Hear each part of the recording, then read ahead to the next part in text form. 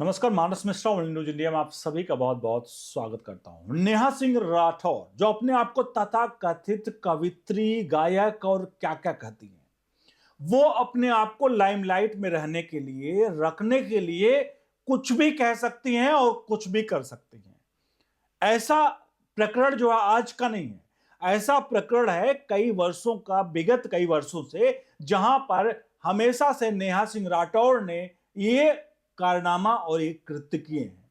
कभी वो महिला की आड़ में छुपने का प्रयास करती हैं, कभी वो कुछ कहने का प्रयास करती हैं, लेकिन अब की बार वो इस पूरे प्रकरण में उनकी सही से, जिसे कहते हैं ना देसी और सोशल मीडिया भाषा में, सही से उनकी कुटाई हुई है। क्योंकि 11 पन्नों का जो हाईकोर्ट का आदेश था, आखिरकार कपिल सिब्बल जो हर मौके पर नेहा सिंह राठौर के समर्थन में कोर्ट पहुंच जाते थे, आज कपिल सिब्बल क्यों इसमें सरेंडर कर चुके हैं और नेहा सिंह राठौर को अकेला छोड़कर कहां जा चुके हैं, आपको दिखाएंगे। क्योंकि नेहा सिंह राठौर, आपको लगता होगा एक कवित्री हैं, चलो उसने कुछ कह दिया और सरकार ने उसके खिलाफ आखिर एक्शन क्यों ले रही है, उसका सबसे अहम कारण जो हम आपको दिखाने जा रहे हैं। और क्या है कोर्ट का आदेश।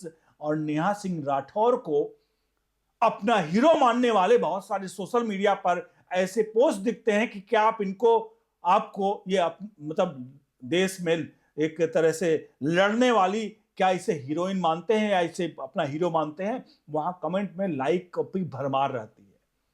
यानी देश के खिलाफ बोलने वालों को भी देश में इतना पसंद करने वाले लोग कौन हैं। यानी कि देश में क्या देशद्रोही हैं या सारे लाइक्स पाकिस्तान से आते हैं। यह बड़ा सवाल है। इसका सवाल का जवाब आपको इस वीडियो में देंगे। इस पूरे प्रकरण पर अपनी राय प्रतिक्रिया जरूर दीजिएगा और वीडियो को लाइक शेयर जरूर करिएगा। बढ़ते हैं पूरे के पूरे मामले की तरफ। जैसा कि आप जानते हैं कि सबसे अहम मामला, क्योंकि नेहा सिंह राठौर ने बहुत कुछ बोला है, लेकिन मेन मामला आया जब पहलगाम में जो आतंकी थे उन्होंने धर्म पूछ पूछ कर लोगों को मारा और कहा कि कलमा पढ़ो, और कलमा जो नहीं पढ़ पाए उनको गोली मार दी।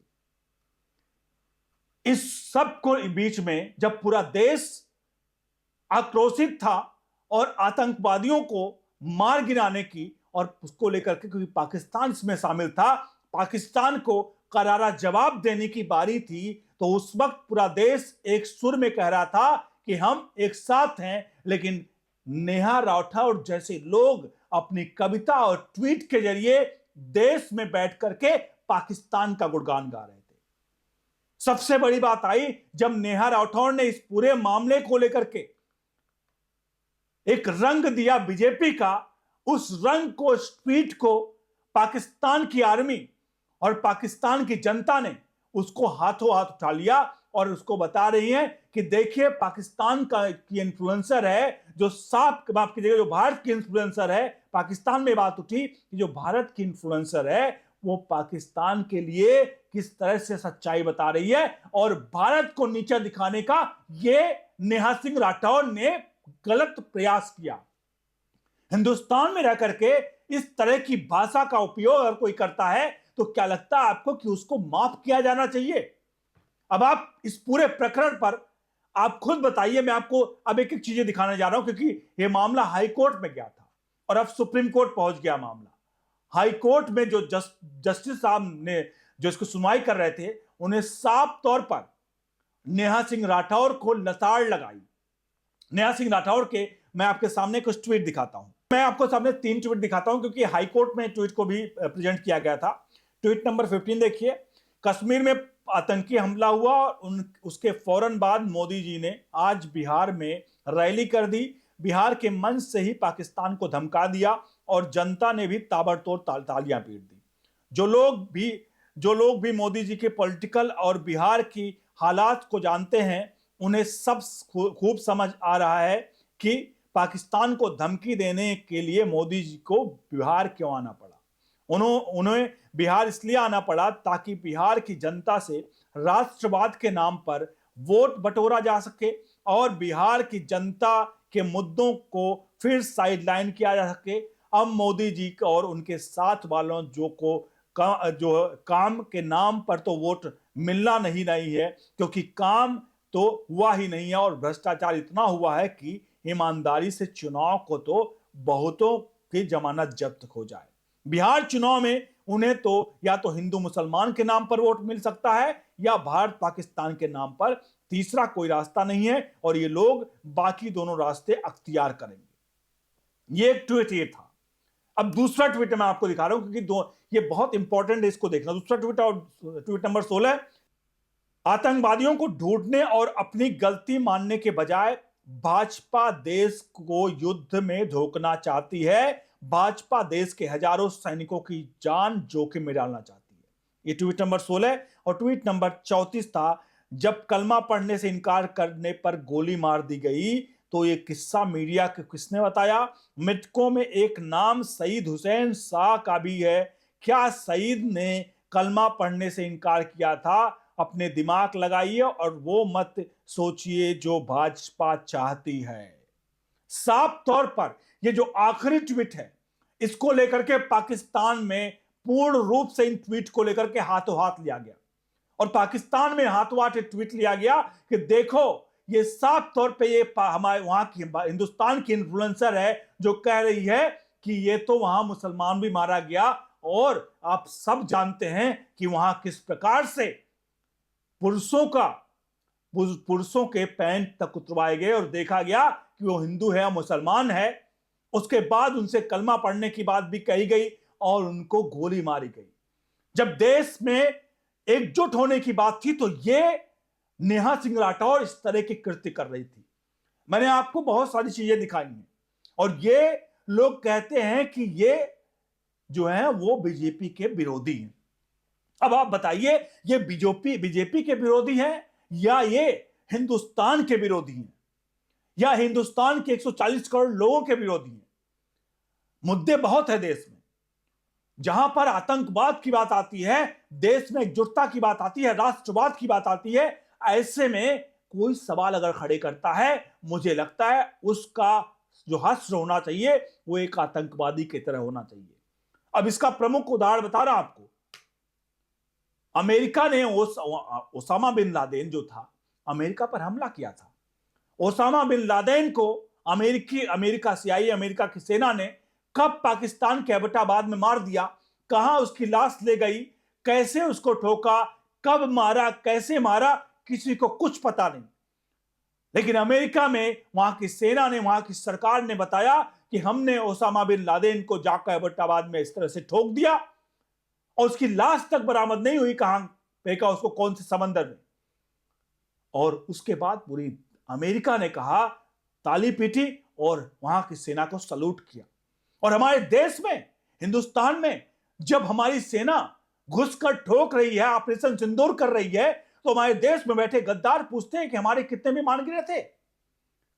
यह है राष्ट्रवाद। और ये कहते हैं कि बीजेपी सब कुछ करवा रही है।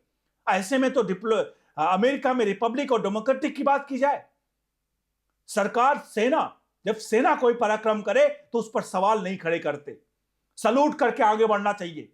लेकिन जब आप सेना के पराक्रम पर सवाल खड़े करोगे, आप ऑपरेशन सिंदूर पर सवाल खड़े करोगे, आपके कितने विमान खड़े गिरे ये इस पर सवाल खड़े करोगे, तो साहब आप गर्त में जाने का पूरा प्लान कर रहे हो। और जब आप नेहा सिंह राठौर जैसे लोगों का समर्थन करेंगे, जिसका ट्वीट उठा करके पूरे दुनिया में दिखाता है कि देखो भारत के इन्फ्लुएंसर कह रही है कि ये पाकिस्तान का नहीं, भारत का ही क्वेश्चन मार्क करके वो पूरे देश में दिखाने का प्रयास करते हैं, पूरी दुनिया में यूनाइटेड नेशन तक घसीटने का प्रयास करते हैं। अब सोचिए, आप खुद सोचिएगा कि क्या जो मैंने आपको बातें बताई हैं, जो ट्वीट दिखाए हैं, जो सवाल पूछे हैं, ओसामा बिन लादेन का उदाहरण दिया है, क्या आपको लगता है कि एक देश को डेवलप करने के लिए किसकी आवश्यकता है?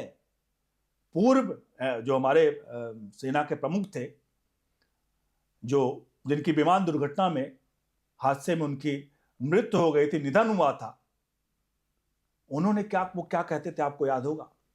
जो हमारे उनका साफ कहना था, बिपिन रावत का, जनरल बिपिन रावत का, कि हमें 2.5 मोर्चों पर लड़ना है। 2.5 मोर्चे कौन? एक पाकिस्तान, एक चाइना और आधा अपने अंदर के घुसपैठिए। तो 2.5 मोर्चा जो है, ये 2.5 मोर्चा मैं आपको बताऊं, जनरल बिपिन रावत का उस समय का वक्तव्य था। मैं बता दूं आपको, हमें 2.5 नहीं, जिसको आधा बता रहे हैं, ये उन दोनों से बड़े हैं। हम उन दोनों को तो निपटा देंगे, लेकिन ये आधे ना उन दोनों पर भी भारी हैं, उन दोनों दुश्मनों पर भी भारी हैं, क्योंकि ये आधे जो हैं वो विभीषण हैं, और वो विभीषण पाकिस्तान और चाइना को समय समय पर, वक्त वक्त पर सबूत दे जाते हैं और हिंदुस्तान के खिलाफ आंतरिक साजिश रचने का पूरा प्लान करते हैं। अब आप खुद बताइए कि ऐसे लोगों के साथ क्या होना चाहिए। वीडियो को लाइक शेयर जरूर करिए, कमेंट बॉक्स में अपनी प्रतिक्रिया दीजिए और जितना हो सके अपने हित मित्रों तक जरूर पहुंचाइए। क्या नेहा सिंह राठौर को, ऐसे लोगों को, इनके समर्थन करने वाले लोगों पर क्या देशद्रोह नहीं होना चाहिए?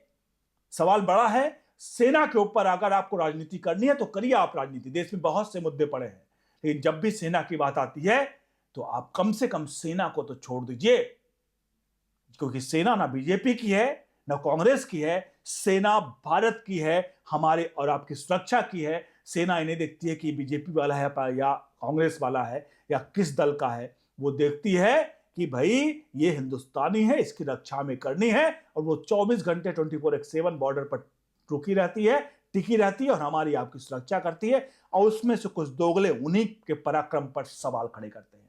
जय हिंद के साथ वीडियो को खत्म करूंगा। आप भी जय हिंद लिखिए, बने रहिए न्यूज इंडिया के साथ। बहुत बहुत धन्यवाद।